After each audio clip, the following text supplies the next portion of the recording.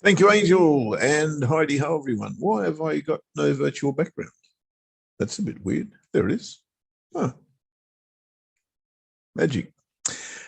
Heidi ho, and welcome to the Thursday Theatre of Thoughtfulness. As always, we will be joined a little bit later by John, who is our quizmaster. Jovial John, affable Ash will be with us shortly, and me, geriatric Jeff. Has anybody got a gun? Maybe you could just loan me a gun for a minute or two while I go bang. You know why, don't you? Yes, you know why. Because I did it again.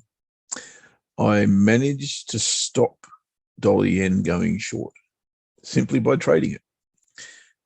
Oh boy. I'll have a look at that shortly, but first up, let's see if we've got anything going on with the pound versus the US dollar. I think I'm 1 and 5 with dollar yen. 1 and 5. That's pretty poor. G'day, Paul P. Yeah, I'll talk about it later. Pound US dollar on the hourly chart, looking as always for a breakout of the range from the previous day's trading and the day to date. Now, the day to date looks like it might be a nice little breakout area, but the previous day, volatility is pretty high, which is normally a good thing. And look, there were some cracker trades yesterday, really. And I just managed to, it's a prick of a thing, Paul P. I don't understand it. I mean, the dollar index was showing me that the dollar was going to fall. And it did, against everything except the yen. Go figure. Well, the yen, right? The yen was having a good old time until I stopped it. And we went from apparently risk off to risk on, momentarily, of course. And now I don't know where we are, frankly. But yeah, look, there are a couple of really good trades yesterday. And if I was in front of the charts, I should have made money. I wasn't in front of the charts, so I didn't make money. But hopefully you guys found a way in. What am I doing? Pound versus the dollar. Okay. Where is the danger? The danger to the downside is yesterday's low. The danger to the high side is probably there-ish. So, yeah, look, to trade breakout here, no, it just doesn't make sense. If it goes short, mind you, I think it'll probably go a long way, maybe down to here. So maybe that's worth a thought. Let me see. Clean out the stops, go long.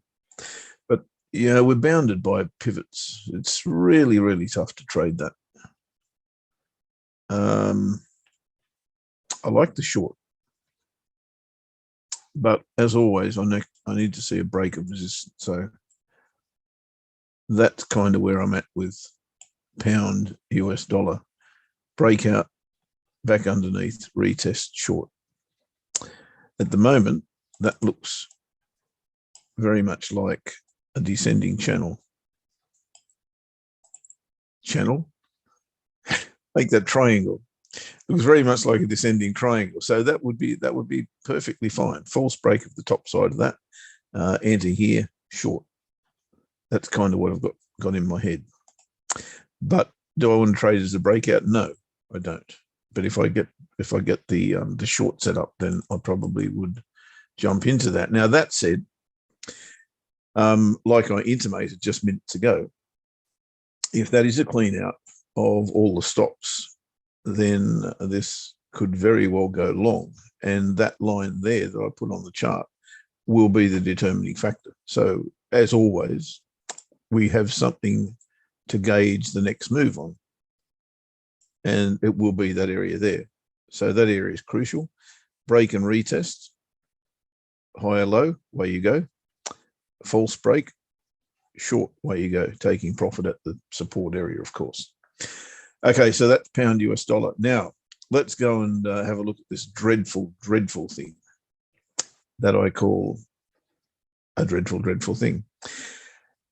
Now, this was a perfectly good setup for me that I would take 99.9 times out of 100. Why? Because we had a market structure, we had a descending channel, we had a big hint that this was going to go short in that big reversal bar. And then we had bottom of range to top of range, reject top of range, which is the candle that we traded, right? That one there. And then, of course, we get this. Absolutely nothing I can do about it. And as I said, that's why I just can't get hanging of dollar yen, because that's a perfectly good setup. As I said, that I would take 99.9 times out of 100. So I can't be disappointed. I really can't be disappointed. It's just the market sometimes won't give it to you. It's as simple as that. I was sensible enough not to trade it at full stake, of course. So that's the only good part about it. Will it go still? Yeah, probably. Do I have a setup now to trade it? No, I don't, because the potential lower high has gone and it's been replaced by a spinning top. So that's not a candle that I'd like to trade. Weekly pivot, lower high, okay. But it is dollar yen. It is always a pain in the ass, Lewis. Look, yeah, it's supposed to be a proxy for euro dollar, right? And I argue this point all the time. It may be long term, but if you're trying to trade day charts, then it doesn't make any sense. If you have a look at this, which is an absolutely glorious setup for me, right? It doesn't get much better than that, frankly. So take the trade, yes. Euro dollar was in exactly the same position, right? Going the other direction, of course, and gave us a false breakout, which was absolutely gorgeous. You know, I don't know, in my preview before London session yesterday, if you'd watched that on the Telegram group, I would have flagged this for sure. I can't remember if I did, but I would have flagged for sure. It's everything that you want to see. And dollar yen was exactly the same. Daily chart, look at that. That was the candle, right? It's the exact candle upside down that we traded on dollar yen. The only reason I chose dollar yen over euro dollar, like I said, can I borrow your gun, somebody, is the weekly pivot was dead ahead. Now, if I use my brain, which I'm apt not to do at times, I would have traded dollar yen. Euro dollar, because I know euro dollar. And dollar yen I can't trade. So, you know, this is just one of those things where I couldn't trade it because of my rules, trading into the weekly pivot. But it's exactly the same setup, right? Big bullish bar suggesting that we're going long, then the retrace, then the rejection bar, higher low, exactly the same thing on the other side of the coin, lower high off the monthly pivot, yet this one failed and the other one didn't.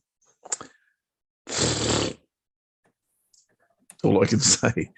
So look, it doesn't matter what you do. If you trade your setups, you just have to continue to trade your setups. It's as simple as that. And they will give you money over time, unless it's dollar flipping yen, clearly. I nearly swore, Ash. How you doing, buddy?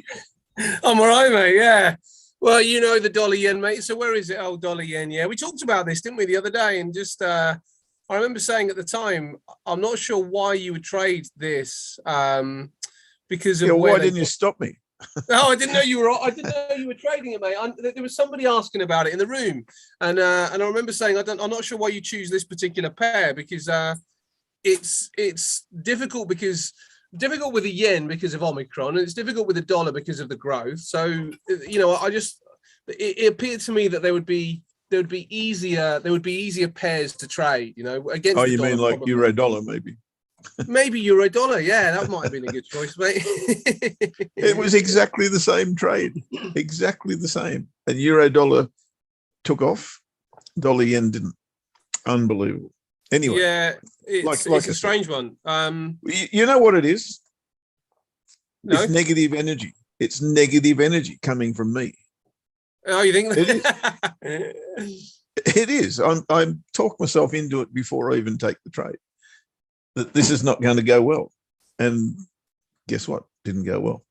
Yeah. Well, Anyway, I know you don't like that one. I know you don't like that one. I think there's. Well, I like it just a little bit less today. I think there's those specific markets that we just shouldn't trade.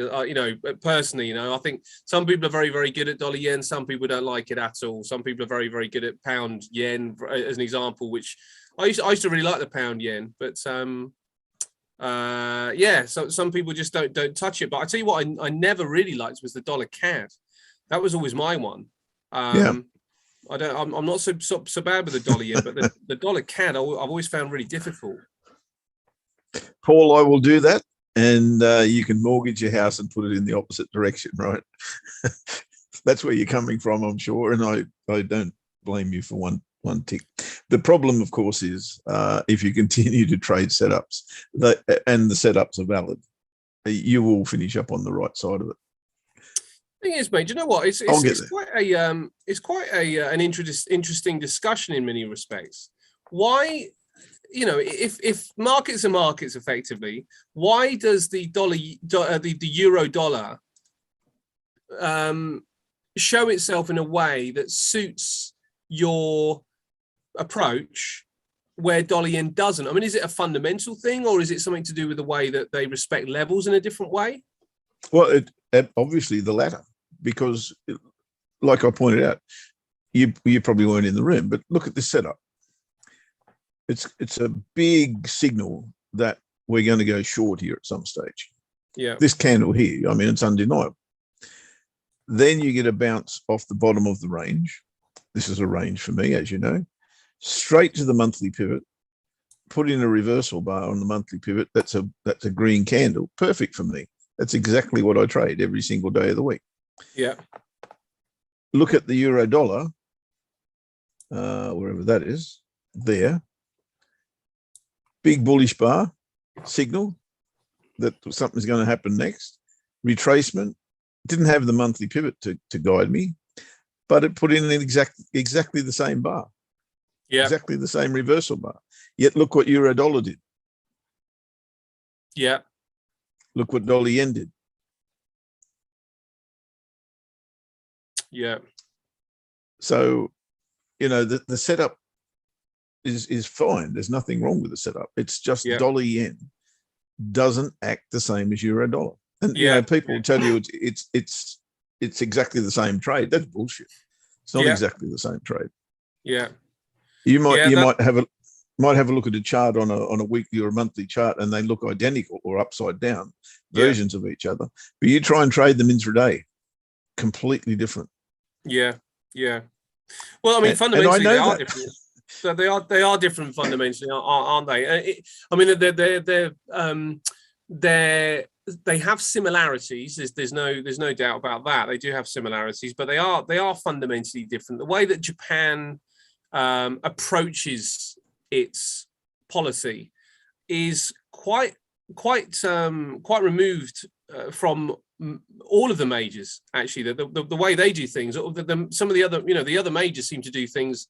Some things quite similar, but the yen does seem to stand on its own, even against the Swissy. It does. Even the Swissy doesn't quite react the same as the yen. Indeed. And speaking of that was a cracker trade yesterday. I wasn't trading, of course, but I did flag it in my preview. We'll have a look. You want to have a look at that? Yeah, so look.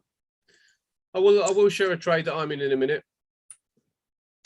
Okay. Well, you might as well do that now. I think okay. Point. All right. I mean, this is a really long-term thing. So let me show you guys. I mean, I'm a little bit I'm a bit bearish on the market now, and I've got a trade in the Nasdaq short, and I will show you guys that. It's only just kind of started to be around my price point. So if this is something that anybody else is interested in, then you'll get the same price as me. But make Who's sure it's trying to bait me into trading dollar yen again? who's doing that? Lewis, he's baiting me. That's the problem, isn't it? I mean, sometimes. Look, I tell you, if I get a lower high inside that range, I will trade it again. So yeah, I've sold the yen. I've sold the Nasdaq, and you can see that it's got, you know, one of my favorite patterns, if not my favorite pattern, when we kind of look at this on a 15-minute chart, which I know that's probably not going to be to everybody's taste, but you know, everything starts on the shorter term time frames, and it is actually a longer term trade that I'm looking for here. But we do have that head and shoulders pattern forming, and I've got a reason. The fundamental reason that I quite like the Nasdaq short, and I don't like. I mean, this really is one of my ones. Don't trade the Nasdaq short. What you were just saying about the dollar yen, I shouldn't really touch the Nasdaq because I don't like it as a market to trade short. But when it goes, it really does go, and I see some bumps coming. And we talked about the Santa rally, and I'm just going to bring us back to the FTSE briefly, because we were discussing with George a few days ago about this gap up here, and I was saying that that I don't think the market's going anywhere until that gap's closed. And the gap did get closed, and it shot through it. I still would be a little bit reticent to say it shot through it with any huge confidence. But you know, this is where it is. I suppose, in actual fact, when you look at that, it does look like it is, but we are now back at these highs here, and whether when you get to a high, you could call it a sell zone in an uptrend, I don't know. I think the jury could be out on that a little bit, but I don't think we are in an uptrend. I think we're in a range, and I think the range is quite wide, and I think it could, you know, almost get confused that we're in an uptrend, but I just don't. I think that this is the start. This is the high here. Looks like a double top to me, and I just wonder whether this may well turn into a trading range. It's not confirmed yet. If it fails here, then it will be confirmed if it comes right down to the bottom. And I do see this as a kind of trading range going from this point here, I suppose, up, down, and I wonder whether we start to form this going into next year. Now, the Santa rally would really qualify this to get up another leg, and maybe up here before we start to come down. But I'd still like the shorts, even if it did go up there. And I feel the same, as I say, about the Nasdaq. Nasdaq looks to me like a trading range. You can see how wide I've currently got my take profit. I think it might well be here. I mean, that was my initial kind of thing. I put the trade on, and I just wanted to put a take profit line in. But I'm probably going to move it up to here, because what I see here is a weekly pattern that's come up, come back, come up, and now I see this coming back down here and giving us a head and shoulders neckline, and then maybe doing that and maybe going through it. I don't know. I won't be leaving this here if it was to go through it, but I will be taking profit here, and I'll be quite happy with that. Take profit at that particular point. But I'm looking at this as a longer term trade, mate. And the reason, and the other thing about this that I was looking at yesterday, is that it's got another relatively negative looking pattern. And these are always tricky. These patterns are always difficult to see, and they don't often play out. But it looks to me like we've got this diamond pattern forming. And if that's the case, the diamond pattern does tend to be extremely negative. And this is the measured move on the diamond pattern. You may well be able to take it lower, but the conservative measured move leads us down, depending on when it breaks out, to around about this low point down here. So if I mark this off again down here, it's going to be in this area. Now, if we bring back the weekly, you see where it leads us, right on top of that head and shoulders. So that's what I'm looking at. Now, that's the technical aspect of it. So fundamentally, why am I bearish on the Nasdaq? Well, Omicron aside, if the Fed are going to be raising interest rates and Jerome Powell coming into another term, he's sounding a bit more hawkish. He's almost kind of like, it almost felt like that the year into his re-election was kind of quiet, quite dovish in a way, quite supportive and accommodative. Now, Jerome Powell, I don't think before he was given the job by Trump was quite that way inclined. And now that the shackles are off him, and he's really got a different leader, isn't he? He's got Biden. Biden's a lot softer than completely Trump. Different leader. Yeah, I mean, I think Biden will be more inclined to not necessarily let him go, but be talked around by what Jerome Powell thinks and does. Now, Jerome Powell is in a situation where he has been sort of like talking a relatively hawkish language since he's been re-elected. He's been talking a relatively hawkish language, and the Omicron variant probably put the brakes on it a little bit. But the numbers from the United States are good. Wages are up. The unemployment is down. We've got PMIs up. So the numbers now suggest that not only the tapering should potentially accelerate, but maybe we even get a rate hike announcement, an acceleration of that as well. And that's coming next week. So regardless of whether the NASDAQ does come down, I think there could be some positioning into that particular announcement either way. So it might not be that this is the high. It might go even further to the upside. But I do think that there is some weakness coming over the next week for the NASDAQ. And then we'll see if the Santa rally does play out. You know, I don't know what qualifies the Santa rally. Does it mean that we rally right up until Christmas? Or does it mean that we just rally for a few days in December? Because it just means there is one. Yeah, it just means there's a bit of a rally. Yeah, I mean, yes. we've definitely had that. But you know, if you look on no, so that's my reasoning behind it, mate. I think that with money becoming tighter, companies in an index like the NASDAQ may well suffer more. They might not. It might be maybe I should have gone for the Dow, maybe the Russell, maybe the S&P. I don't know, but I look at the NASDAQ and I think the NASDAQ is based on borrowing. Probably more so than anything else. It's probably based on borrowing. It's based on companies taking money from the banks, reinvesting and growing. It's growth. It's all about growth. Now, tighter money means growth can't happen at the same acceleration, because it means that anybody that goes to the bank and the bank says, right now your borrowing costs are not 1% or whatever they've added on to the 0.25% the Fed have added. It's not now 1%. It's now going to cost you 2%. Well, what's going to happen to a lot of the companies? They're not going to borrow. And if they don't borrow, potentially they don't grow. And if they don't grow, then earnings start to reduce. And if earnings start to reduce, not quite as attractive for investors. Now, the only caveat is I don't know where the money goes, because the money doesn't come out of the market, does it? It just gets rotated somewhere else. Yep. And it's not going to go to the yen. It's not going to go to bonds. It's not going to go to fiat. But where's it going to go to get more growth? And that's the only sort of aspect of this which I'm finding difficult to qualify. I mean, I'm sure there's stuff out there, but I am finding that difficult to qualify. And incidentally, I also think that the crypto market is going to suffer because, again, many people bought cryptocurrencies off the back of borrowing, and many people that bought it off the back of borrowing are quite young and new in their trading and investment journey. Now, if borrowing costs go higher, one of two things will happen.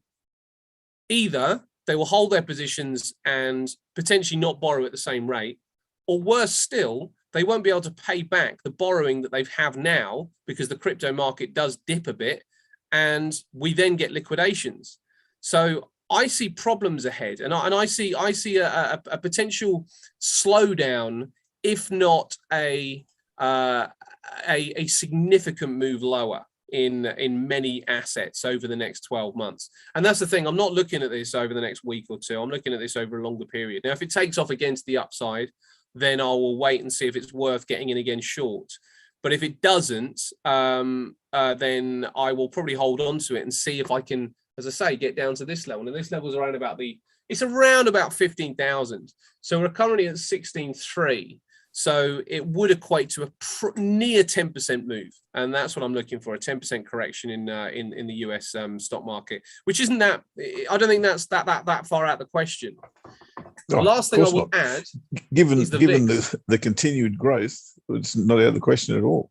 No, I mean, there's been some really interesting studies on on growth to, I can't remember what the ratio was now. Was it growth to earnings or it was something that the investors, need to look at. And I don't think it's been so low since I think they said Truman. It's the US stock market is hugely overvalued.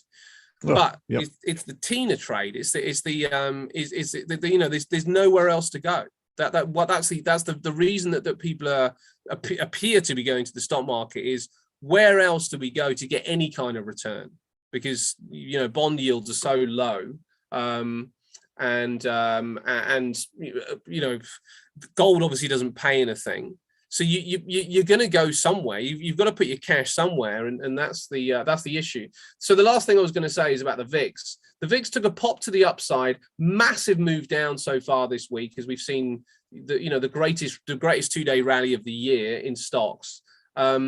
Big move down to the downside again. However, I think you could argue that this is now through a level, and it's possible that the VIX is on a level of support and may well start to pick up from here. So I'm not sure whether it needs to be volatile for the stock market to come down. I think it might be an easing as earnings get squeezed. But this paints a picture that it might be, if this turns around here, if this holds here, it could be that volatility is going to pick up. Now, I think the stock market is probably more likely to weaken in February, sometime January, February. But I'm happy to get into a position now and see if that's to play out. Maybe we go sideways for a little while and then drop in February. Maybe we just come straight down from now. Maybe we pop to the upside and then come down in February. I mean, I don't know any of it. All I know is that the downside to me looks like it's worth taking on longer term, and if you're going to do that, then leverage is well out the window. So it's not a this here with a I don't know 50 pip stop loss or something. I think that'd be way too difficult. But I think if you look at it and go, okay, if I don't leverage this market, can I get something out of some downside movement? And that's the way I'm looking at it. Yeah, that price to earnings ratio must be just out of this world on some of those stocks. It is, mate, and this is the thing. Is, as I say, what are you going to do? I mean, where are you going to put your cash? I don't know, but as soon as they come up with an alternative, you watch it drop like a rock. That's exactly, and that's why I think you're better off not using leverage. And the reason why, the reason I think leverage is too difficult here is that you may well get stopped out a few times, and by the time you've woken up to put your next trade on, it might have gone already. So if you don't leverage, then you're in. And you can just leave it. That's the way I'm looking at it. If I don't leverage, I'm in, and I can just leave it. No panic. It's not costing me any money that I can't afford to lose. It's just something I can just leave there and see if it will just manifest itself. And if it starts going my way, that's the time maybe to sort of add a bit of leverage on later. But the first sort of position I'm taking is basically flat. So just seeing if it's going to come down. But we've talked about this before. If you've got interest rates at all-time lows, basically. They're pretty much zero.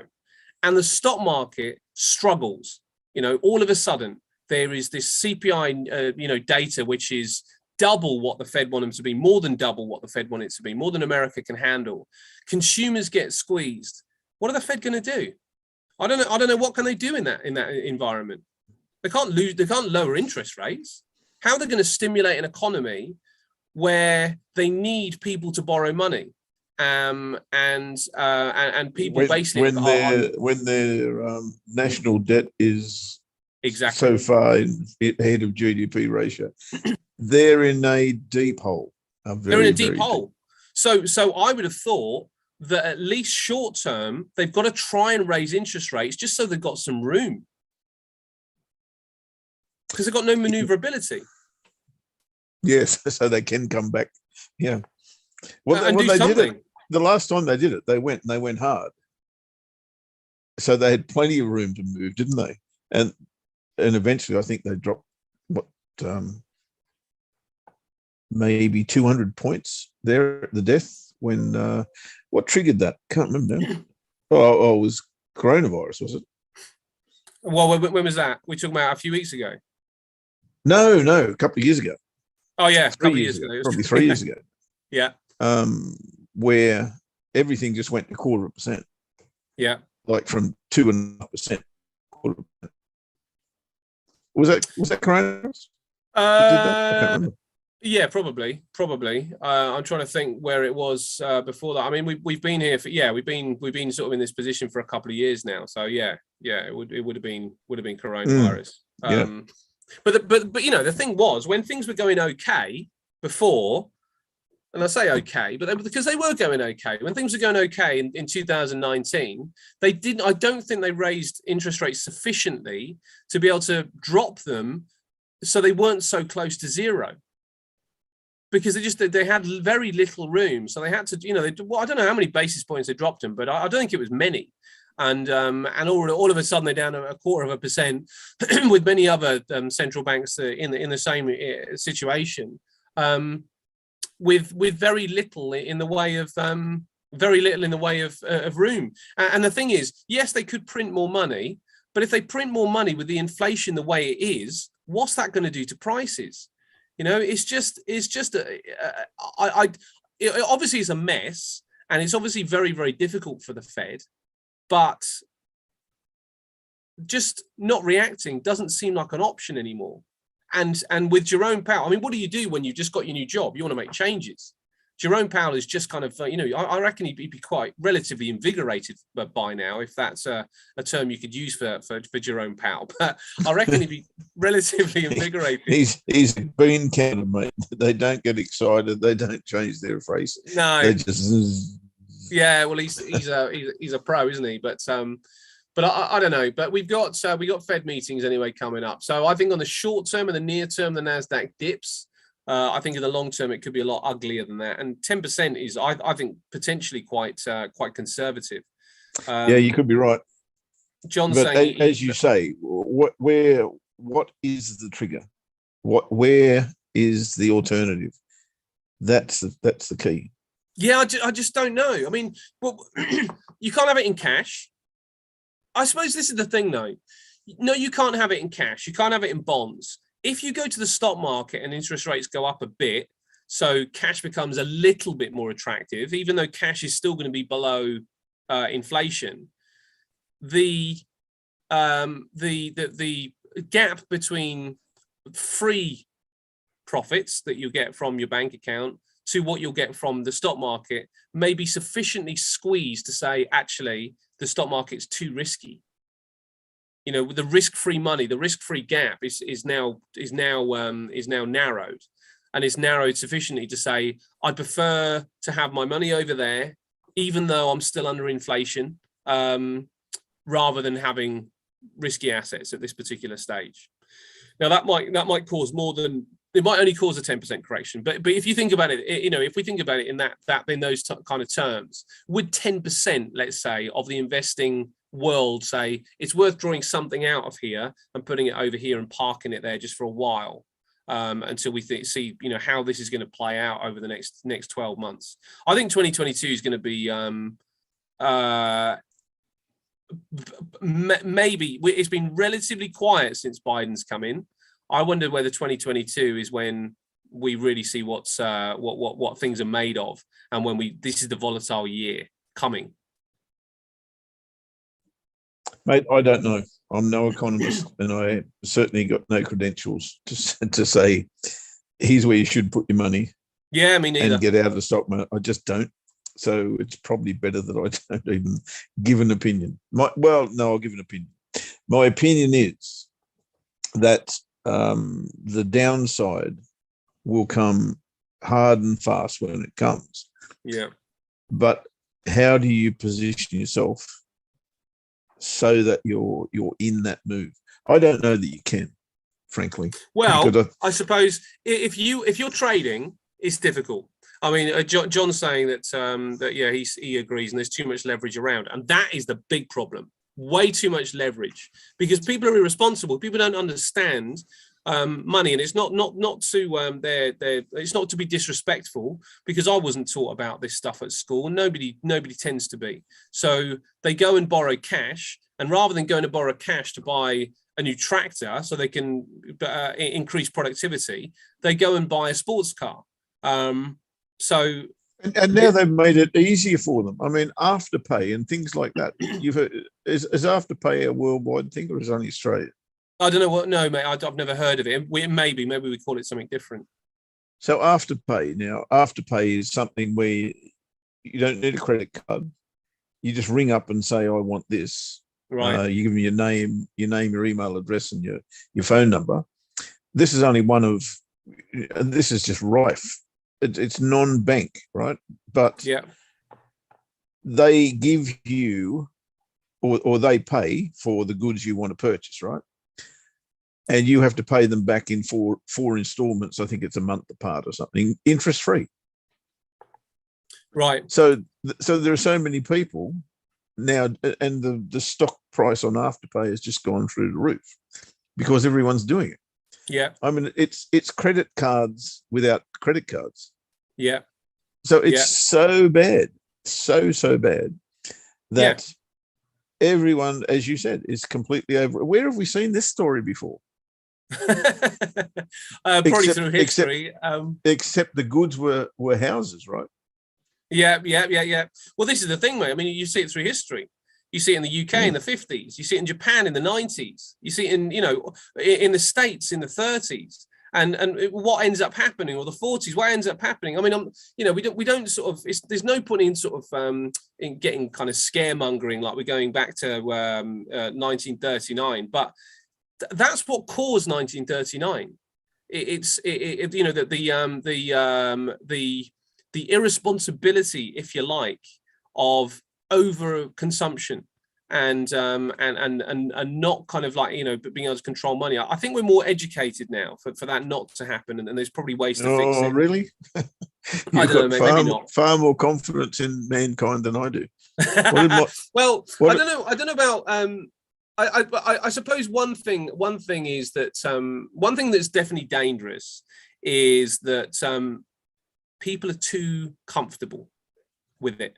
Everybody's way too comfortable with it. They get some more money, so they borrow more, and they borrow in excess, rather than sort of like going, actually, if I just paid off some of the debts that I've had for the last 10 years, and this, the country's doing it, never mind sort of the individual. If I pay off some of the debts that I've had for the last 10 years while I've got this increase in productivity, then I'm going to be in good shape in the next 5 to 10 years. Because all you're doing is borrowing from your future self. And your kids' future. And your kids, yeah. It's criminal that it's allowed to happen, and it will be a massive, massive problem down the road. But as you say, John, they just keep kicking it down the road. Yeah. But one day, Peter has to pay Paul. Yes, he does. Yeah. Lewis is asking, will the FTSE mirror the Nasdaq? And I suppose it depends what the driver is. The FTSE. Yeah, if it's to do with the Fed. I mean, today we've had somebody, was it JP Morgan, come out and saying that the Bank of England's rate rise is very, very unlikely, and I think we did see the pound tanking a little bit off the back of that. I haven't looked, but that was certainly the headlines that I was reading. Let's just have a quick look. Euro is starting to pick up against the pound. We see the pound yen. That's on the weekly. Let's just have a look. Pound yen is lower, so it looks like the pound is a little bit weaker this morning. Look at that. Hang on, go back that previous chart. Look at that. Like that. Oh, what's going to happen if that bottoms out there? The inverted head and shoulders, yeah. You think that's massive? That's absolutely massive. Yeah. Yeah, it looks like a pretty clear picture, doesn't it? Let's have a look at where that right shoulder. It's already worked once. The heads had worked before. If you take those as the former neckline, it's already worked once. Yeah. What you mean with this? Yeah, totally. Yeah. Like a smaller one. Yeah, that might well play out. Let's have a look at that one there. Oh, I bet you like that, mate. I mean, look on the weekly, you'd have it up there, right? Yeah, I've kind of been out of this for a while, pound Kiwi, but what you just showed me on that chart. Okay, I'll have to get interested again. Liking that. Well, the pound is, and this is, you know, just well, there you go. Look at that. That's why we're weakened here. This is just back to Lewis's point. If the pound, if the Bank of England don't raise interest rates because of Omicron, then the FTSE will do better than, potentially it should do better than US stocks potentially. So it won't mirror necessarily, and it does depend on what the problem is. You know, if the Fed start raising, but the Bank of England don't, that will probably increase the rate of the dollar, which should leave the FTSE relatively safe in relation to the Nasdaq. I would have thought. Can you show, when you're done? Can you show me? Yep. I want to see a gold chart and I want to see a Bitcoin chart, please. Yeah, well, let's have a look at gold, because gold looks to me like it's been bottoming out a little bit, and a lot of demand has come from the Indian market over the last few days. So gold, it doesn't look good, and I think it's got some work to it. It's a very scruffy looking chart here, but that's a big head if I've ever seen one as well. Yes, it is. Wow. It is. Yeah, I mean that may well play out. I wonder whether, you know, these lines are interesting, mate, because we're right on top of this level. If it pops up and comes back, surely you'd be looking at this as an inverted head and shoulders. As scruffy as these are, that would look more like an inverted head and shoulders. So I think this could go a few different ways. You know, we might be looking at that. And then if this pops, well, we'd probably be looking at the right shoulder up there somewhere, because it would have to pop up, maybe come back in, and then maybe go. Maybe that's the only way to me it looks like an attractive long. Yeah, I'm not seeing a long there at the moment, but yeah, I agree. It's got to get back above that level. What's the weekly look like? There's the inverted head and shoulders. The weekly is this. We can get rid of that. Not as conclusive. It might come down a bit. Monthly.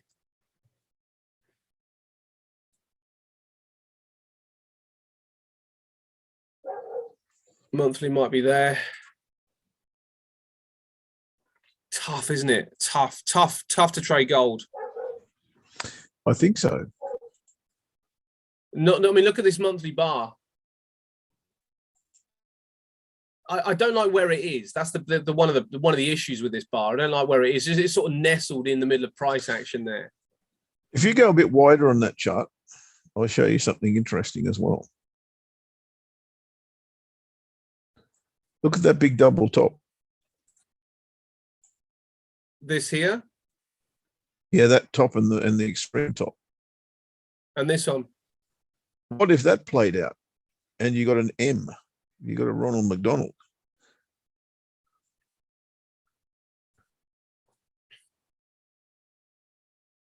No, I see what you mean, coming down here. Yeah, Jesus. Where's that take us? Well, let's see what this is. No, it's not that.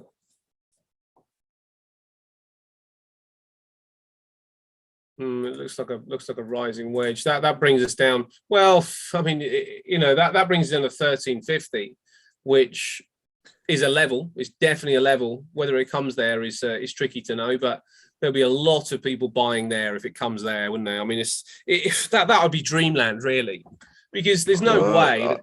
I don't know. Lewis, and I remember you saying it, Lewis, that, you know, we were talking about the sentiment cycle on gold. Yeah. And it didn't look, and it did not look promising. No, that was Lewis. I was, I mean, he may well end up being right, but it can't go under this level, mate, because they just won't be able to pull it out of the ground. So, but oil went to zero, right? True, very and true. They couldn't pull that out of the ground. Very true. Yeah. This is you're right. I mean, I suppose you can never say never, can you? No, that's the one thing that is firmly fixed in my brain since I've started trading. Never say that can't happen. Yeah.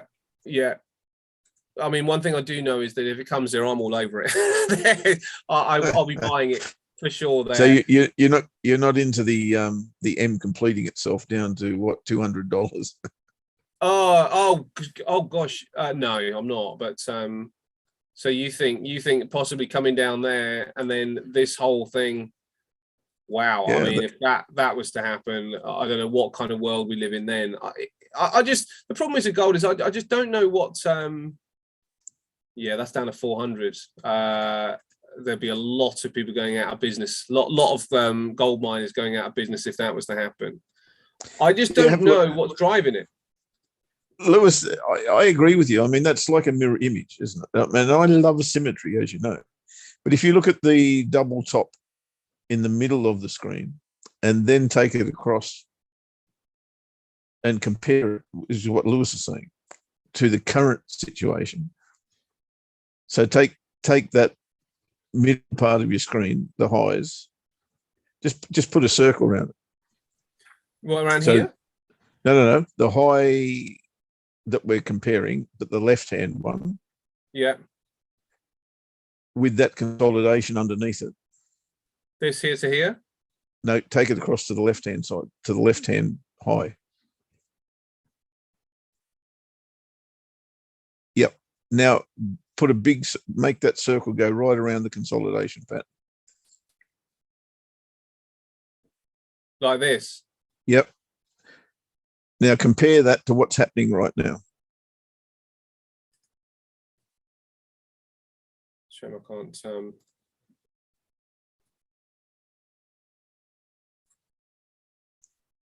It's not far out, is it? Not at all. Not at all. Looks like an owl. It does. We'll call that the owl pattern.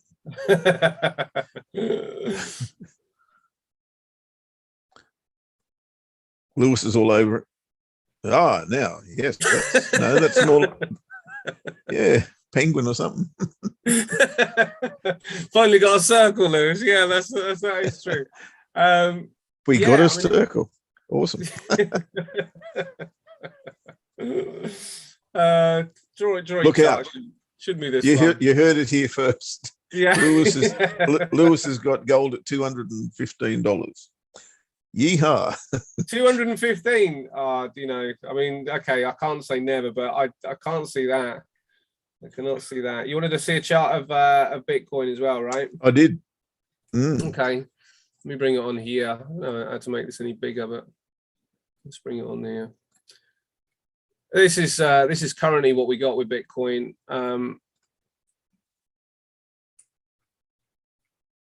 Looks like this area here is going to be seen again, 40,000. That's the daily. Let me see if I can make this. Wow, it's not dissimilar. It's the same. Yeah, it does look. Yeah. If you look at that and that, it doesn't look too dissimilar, does it? Yeah, it doesn't look too far away, mate. I mean, I don't know. That's the weekly. This is the monthly. It does look very similar. Yeah, but I mean, this is a really clear double top, isn't it? I mean, okay, a little bit higher, but looks like a double top up there, and volumes are coming down. Yeah, I think we get carried away with double tops have to be the same level. I don't think they do at all. Yeah.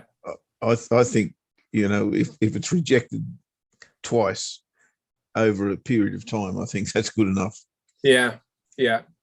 And both of those charts to me are very, very similar. And the space is in trouble. You know, the crypto space is in trouble. I looked at Ethereum actually the other day, and I thought actually that Ethereum looks better than most. It seems to have survived some of the negativity. You know, you look at where Ethereum is hanging man, but it's still in its upper range. It doesn't look like it's giving us a view of like a double top or anything like that. It may well be with this bar, but that one looks like it survived relatively well so far. And that's on the monthly. If you look at the daily of Ethereum, it looks a bit scruffier. You know, I don't think you could really say yet that there's a distribution pattern. No, it's a mess. It's a mess. Yeah, it's a mess. People are sort of like holding on, quite happy with Ethereum, not so keen on Bitcoin. But some of the others are in all sorts of trouble. Cardano's having a terrible time of it. pick itself together. You can see the prices here: 137 for Cardano, and that was at over $2 not that long ago, and not looking like it's picking up in any respects. Look at this on the monthly, right back to here. Now you could argue this is still in an uptrend with that as a higher low. If this doesn't hold, then Cardano is in a lot of trouble. Okay. So, you know, interesting. Yeah, so you're probably looking at Ethereum, and the only other one that I would mention as well is Solana. That is a pretty good rival for Ethereum. Cardano may well still come good, but Solana has looked pretty good for a while, and this one's looking better. It looks like it may well come down to 175 before possibly taking off again. But it's the same argument, mate, that I have with Polkadot as well. Yeah, that may well be. I haven't looked at Polkadot actually, so I haven't got a where is it? Here we go. I got Polkadot. You do. XRP as well is just a mess. It's just in a lot of trouble. Seems like there's where are the green candles? Well, this is only an hourly. Let's have a look on the dailies on Polkadot. Might well be in a similar position to they look similar. Yeah, similar to Cardano. That breaks that low. It looks like it's coming down, double top as well. Cardano, this looks negative. DOT looks negative. Solana and Ethereum look to be in the best shape right now. So I don't know whether you'd necessarily want to buy those without hedging out some risk with some of these other, like Bitcoin and DOT and maybe Cardano. But well, I was supposed to stake things, or what do you call them, crowdfund or loan or something, with my DOTs. Yeah. And of course, I didn't know how to do it, so I didn't do it. Well, yeah, it seems to be one of those things that you just have to keep going with this stuff if you like it. But you don't like it. But this is the well, issue. It's the same story, Ash. I don't understand it. I just cannot, for the life of me, see how. By staking something, I get 361% on my whatever I put into it, and 361% what? Oh, they're not dollars. They're not US dollars. They're not Australian dollars. No, they're tokens. But mate, I mean, but isn't this no different to what you were just saying about that Australian company? What did you call them? Oh, Afterpay. Isn't it the same as Afterpay? After you ring Afterpay and say, I want to buy this car, and they say, okay, we'll send you some credit. They're not sending you money. They're sending you credit, which is imagined. I mean, isn't it the same? Isn't it exactly the same as what's been going on throughout history? It's just that we have an imagined value because we know about dollars and stuff. But this is the same stuff. It's just in a I guess a paradigm that we don't openly understand. I guess understand's wrong because we don't really understand credit either. But it's no different from what I can see. Interesting. Yeah. You just continue to shake your head, don't you? And trade it, I suppose. Yeah. What on shake earth your head are we until doing? your head blows off. You know what? This conversation has just dawned on me. Yeah. What I've actually discovered or actually deduced from the conversation that we've just had. Yeah. Is buy US dollar. and I hate to say that, but everything we just discussed is pointing in that direction. Well, that's why we have these discussions, isn't it? Because you want to sort of like get a fundamental reason first to go, I think I should be doing this or this, which is why I'm short Nasdaq, and you may be right, you may be wrong, but that's sort of like why I think this stuff is important to talk about, because as I say, I quite like the approach to say, what is your fundamental reason for buying something first, and then let's have a look at the charts and see if it agrees. Okay, so don't sell dollar yen, Jeff. Don't sell dollar yen. Don't. Lewis is saying, it really does pain me to say, but that conversation that we've just had is pointing me towards a US dollar rally. Question is when. Yeah, well, I mean, I can't disagree with that. Particularly if Powell and his cronies, really get to work. What have we got? Yeah, yep. Sell doggy, yeah, Lewis. Yep, absolutely, totally. Nice line through here, mate. Look at this. You got a nice touch here, nice touch here. Now, if we zone in here on the monthlies, it's just looks like it's just got a little touch here. Well, that false break just worked. Yeah, just possibly tightening up a little bit there. That, to me, it looks like this area is a good, and that looks like a lot of confidence. That's the dollar index at 94s, 94.50. Currently at 96, 94.50. But look at that. Look at that big double top. How can I go against that? Well, you've got a while to get there. Yeah, maybe it gets to the double top before the little double top before those two big highs. Yeah, I mean, you got this is a monthly chart, so you got plenty of room. Yeah, I hate it, but yeah. Okay. Well, that to me is a level. I like that. I like the way that it's touched here, touched here, touched here, touched here. Looks like they should become support. Yep. Can't argue. Actually, that's 94.80. 94.80 might be 95. It might be as high as 95 by the time it comes down. Okay, mate. Should we get to the quiz? Oh yes, it's Thursday. I've got a few things to go through, but I'll do it after the quiz. It'll be very brief. Yep. Good stuff. Yes, Gentleman John or Jovial John. Sorry, no, yeah, Jovial John. Either one. It's all good, man. It's all good. How are you, bud? Hey, I'm good. It's all good, apart from my shopping bill. Yeah, exactly, mate. Far this out, is it. man. I mean, inflation. We haven't touched on it. It's there. Do you know PPI? So factory orders in China dying down. CPI is going up. It's just further evidence to me, anyway, that businesses do not pass on their good fortune of lower prices to their customers. No, they're having the field day here. Yeah. Hang on. Veg prices up. It's just like we deal in ringgits. You've probably never heard of that, you guys out there in the techno land. But ringgit, of course we have. Yeah, we had my groceries went up 30 ringgits from 2 weeks ago. Over 2 weeks, it's gone up. Just the fruit and veg that we get from a wholesaler. I thought. Okay, let me tell you how some ethical business owners do not pass on the price rises. Now, I import, when I'm low on stock, I have to import plants from the mainland. And they come from Queensland, right? And in July, I had to do that. I had to import, I think, 3 pallets or whatever it was of plants. And they cost me $585 each pallet. Transport, just the transport, right? From Queensland to me. That's in July. In October, which is last month, November, which is last month, the same pallets were $1,000 each.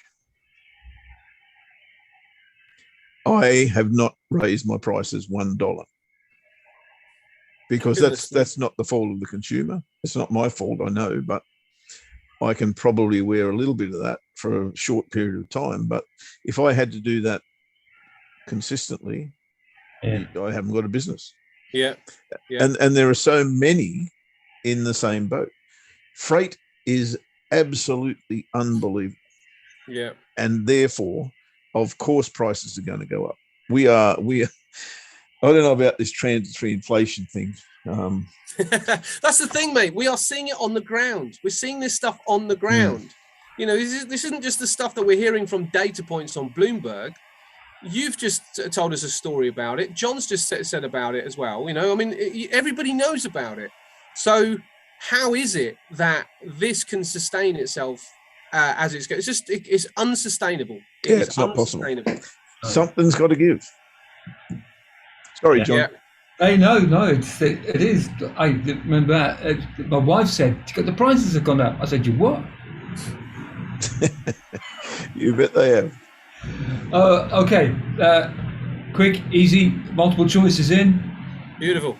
Here we go. What does the acronym PIP mean? Port in pork, percentage in point, percentage in price, or percentage in profit?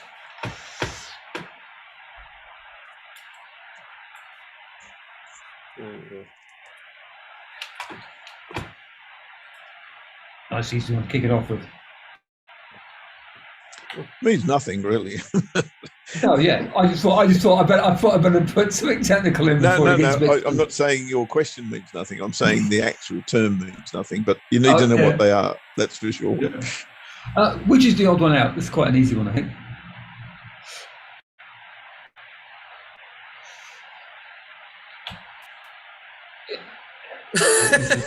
I didn't even get a chance to answer that one, John. Oh, sorry. I'm so sorry, boss. Okay, we can answer now. Keep up. I was the same. To be honest, I wouldn't have got the answer anyway. I was looking at it going. Keep up my beer's getting warm. No, sorry. What does the Chancellor of the Exchequer do? Keep a check on the Cabinet's exes, Chief Finance Minister, make sure no one else is playing dominoes, waves a flag at the end of the race. What is this person's gig? Yeah. And he put my wife's tax code up. Emily's cronies. So you're a double whammy this week. Well, that's one answer. I was going to say there's one answer they got, isn't it? Get the taxes higher. Oh, yeah. The other answer was SFA. Yeah. Which is the oldest currency still in use. We have had this one before. So. Have we? Yes, we have. Yes. I keep a file of quizzes. We're on quiz 29. I can't remember when I used it, but I thought. That's right. I think I used it. And I would have said the ruble. Well, you could. Time round. Yeah. 13th century for the ruble. C was the German currency in the First World War. Which is the odd one out. All right, come on, let's get check, this one. just to make, I'm going to check whether you were awake in geology class now. Oof, I'm going to go with that. Wow, that's a good question. It is a great question. I did some research, yes, because it's diamonds. Coal was thought to have formed diamonds, but diamonds are formed below the mantle. Not in your house, but. Sorry. Okay, they get a little bit easier. Yeah, you couldn't credit a bigger set of Muppets out. I looked at Ash was going like this is good. It doesn't surprise me though. You know, everything to do with Boris Johnson just kind of smacks of this, doesn't it? There's lots of calls for him to resign, of course, off the back of it, because they said while he was partying, everybody else was in lockdown. But at some point, I think you just have to go, is he doing a good job? Forget all that stuff. Is he doing a good job? And, that's I'm not saying the answer is yes or no. I'm just saying that's what people should worry about rather than sacking him because he had a party last year and broke the rules. I mean, come on, who didn't? Who didn't break the rules? You know, we all did. We all did somewhere along the line. I was just going to say and got caught. I'm not saying that the other guys here were not partying. Maybe they just didn't get caught. Yeah, exactly. Is he? No, look. I mean, speaking as somebody from the ex-UK, I think it's going okay, considering everything. It seems to be, mate. I think it's going okay. That's what I thought about that this morning, and I thought if things are all right, then just leave things as they are. But everybody always wants to tinkle with things and rock the boat. I mean, I'm not saying none of these guys are perfect, and of course you want your statesman to be above board and be a role model to a degree, but they're not. So are they doing a good job? And if they're doing a good job, then yeah, and I think I'm with you, mate. I think he's doing okay, or I think the government so far are doing okay. So leave him alone. Yeah, I'm not particularly Tory or Labour, by the way. No, normally the last time I voted was Liberal. Down in East Sussex. You wouldn't vote for them now. That was obviously when Cleggy was there, was it? Yeah. Yeah. Which is the odd one out. I did have to do a bit of research on this one to make sure I got it right. Oof. Sorry, this is I a know. slightly tricky one. Oh, Is it- yes, look oh, at that. Bang, bang. Yeah, Paul's got it. Jeff's got it. I've just realised the others were vice presidents first, right? Yeah. Yeah, I've just realised.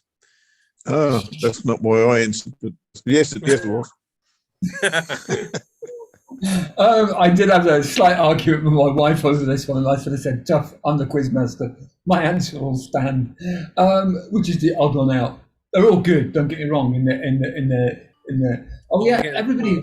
Oh, Jeff, I like it. Jeff, yeah, you're on. Yeah, Paul's on. Yeah, I like it. We're obviously aficionados of our cabinet. Yeah, look, I agree. Each of those has its merit. The other three, I've got fruit as a base. This is a grain. My wife tried to come up with some fermented rubbish. I said no. If you want to try some decent stuff, you need to come to Tassie. Oh, well, here we are. Because I've got a job. I've got a job weed pulling. It might be a better job, actually. Yes, and this we're going for the Scottish Canadian way of spelling it, not the American way. Oh, I know that sound. Sorry, this guy. I'm getting a call from Paul, so let me just tell him I'll be 2 minutes. Now, hang on a minute. Now he's somebody who should know you're on air, right? Yes. What powers Santa's sleigh? Okay, this is a trick question, right? It's not a trick question. No. It's just I thought as we're going towards Christmas, I'd get a few Christmassy type things in. Oh, see. What yeah. powers? Okay. Yeah. You had to give us one that would all be crypto power. Yeah, soon.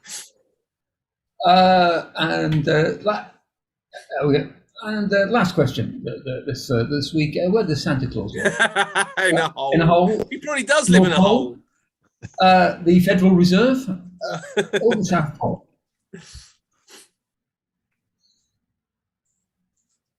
And there we are.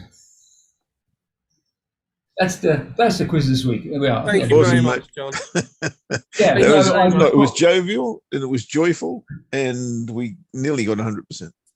Yeah, I was a bit off. Thank you, mate. So we got one more quiz for next week, which is fantastic. Yeah. And then we are going to take a Christmas break. When are we back from Christmas, Jeff? Do you know? I think it's the second Monday in January. The second Monday in January. Okay.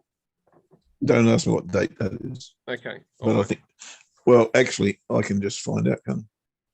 Me too. We have the technology in front of us. 10th. Yeah. Yeah. Okay, great. Nice long break then coming up. Yeah. All right. I think I better shoot off because Paul's going to badger me, I think. So I'll leave you to it, mate, if that's okay. No problem. All right. Thank you to you, mate, and thank you to John. Thanks to Angel in the room. Thanks, guys, as well, as always, for being around for the week. And we will see you bright on Monday. You are welcome, guys. You're welcome. See you bright on Monday. Thanks, Jeff. See you soon, buddy. Cheers, buddy. See you, mate. Have a good weekend. You too. Thanks, John. Yeah. Rightio. Few things that I want to point out. One is this. Okay, we missed the entry on, well, I missed the entry on euro dollar, but it's possibly going to repeat itself tomorrow. If this candle closes as is, or even on weekly pivot, or even below it, there's a potential entry above it. Got to take profit before the monthly pivot. In my humble, didn't I just say the dollar was? That's long term. This is shortish term. So if you're not willing to wait for that to happen, get rid of that trade line. So it makes me sick because I didn't take that. Anyway, we've got a nice retrace on the move. I think the retrace is better down to the weekly pivot than it is the daily. So if I'm thinking of trading the bounce off the daily pivot, I would be happy to do that if I got a setup, but I would do that at reduced risk, expecting it to come down to here, and then I would add a second order here at the weekly pivot. So I think that's a far better prospect if it is going to go long. Am I committed to that direction? Look, I think I am until we get to here. After that, I think everything's a bonus, but I am seeing that reversal pattern, and I am seeing that higher low, which I should have traded. And now I'm seeing a retest of that breakout. So that's what I'm seeing. And I think that's entirely possible to transpire. Swissy yen, again, the one that should have been traded yesterday, that bar there, looks good, doesn't it? All look great in retrospect, but that, and I did point that out yesterday. If you were watching the preview, that was exactly the bar I was talking about. Entry there, stop loss there. I think if you watch the replay, that's exactly what I said. And there's your target, and it's hit it. That's classic. That's exactly what you want to see. Now, you need to see a lower high. So turn your head, or stand on your head if you like, and what you saw here, big higher low, sorry, big higher high, and a big higher low, then the double cross on the pivot. So good.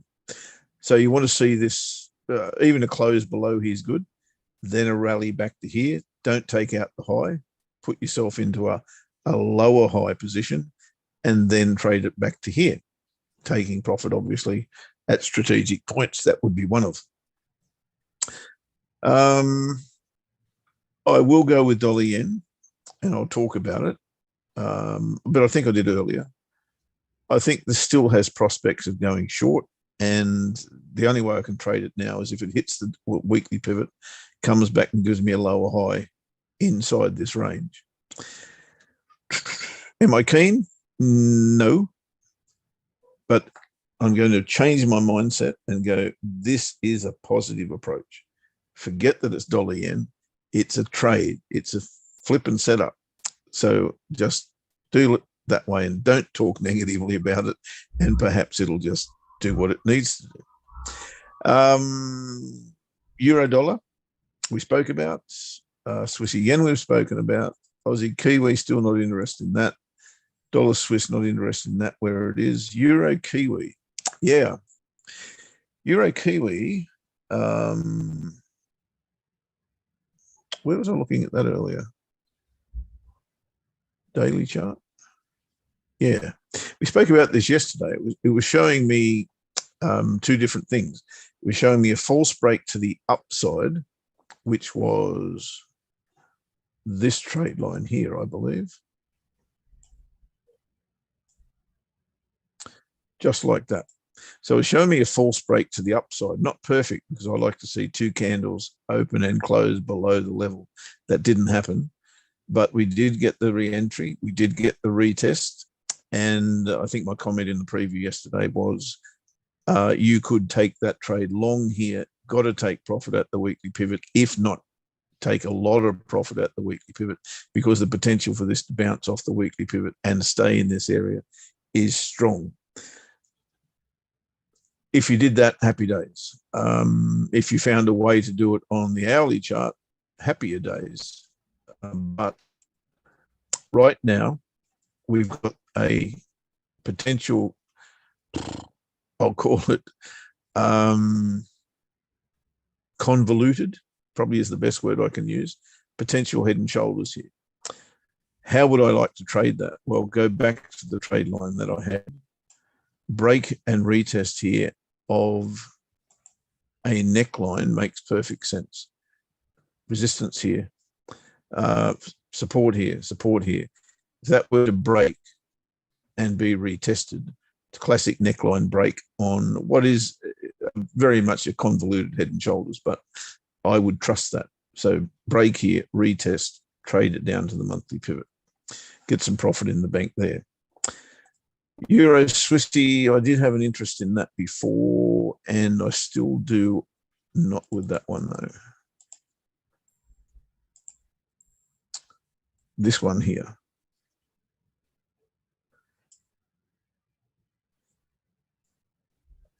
Yeah, it's too ugly, I think, now. again, potential false break here, breakthrough, consolidate, got the two candles opening and closing, but we didn't break through before that happened. Then we got back underneath, weird candle, that one, right? Because we got a gap down in the market this morning for whatever reason.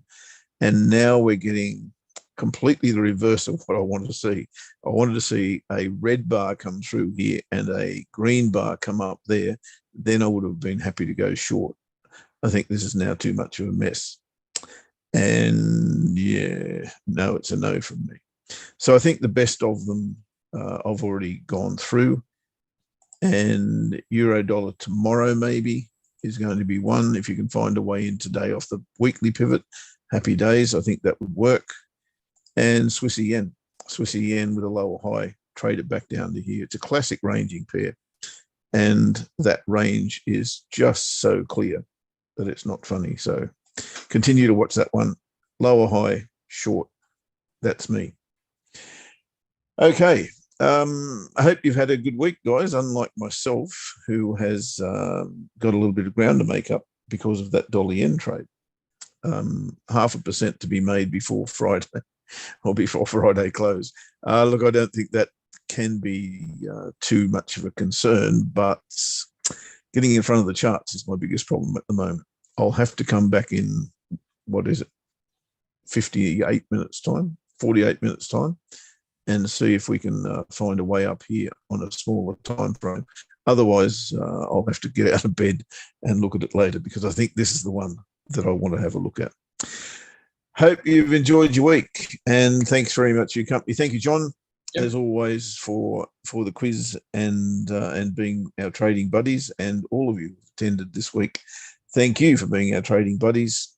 We look forward to your company next Monday for the final week of 2021. Are we disappointed that that's going to be the case? Probably not. Let's get it over and done and jump into 2022 with a bit of vigor. Have a great weekend, everyone.